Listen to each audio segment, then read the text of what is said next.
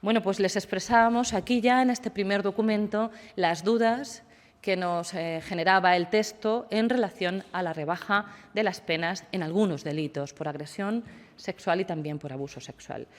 Aquí les manifestábamos nuestras dudas, pero un año después yo me reuní con la propia ministra en noviembre de 2021 y se lo pude verbalizar personalmente porque tenía esa preocupación y lamento haber tenido razón en ese momento, y además le expresé especialmente la preocupación en cuanto a la revisión de penas de condenados ya firmes, ¿no?, de condenados ya en firme.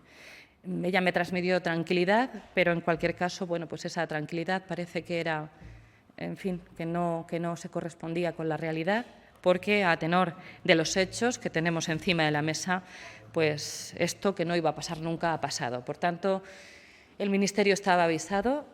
El Instituto de la Mujer de Castilla-La Mancha hizo un análisis riguroso de ese primer borrador y ya expresamos en 2020 nuestras dudas. Luego, personalmente, se las pude expresar yo a la ministra y, en cualquier caso, lo que está pasando yo creo que no era el deseo de nadie, por supuesto, tampoco de la ministra de Igualdad.